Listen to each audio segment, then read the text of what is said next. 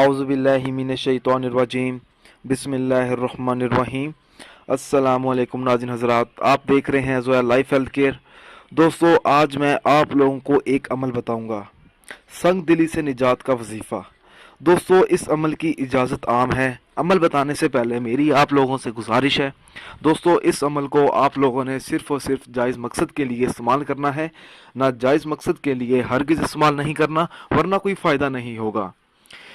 اگر کسی شخص کا دل بہت زیادہ سخت ہو، اس شخص کو کسی پر رحم نہ آتا ہو، بڑے سے بڑا واقعہ بھی اس کے اوپر اثر انداز نہ کرتا ہو، وہ اللہ کے راہ سے بھٹک گیا ہو، سیدھے راستے پر آنے کے لیے اگر اس شخص کی خواہش ہے تو اس شخص کو چاہیے کہ وہ یہ عمل کرے۔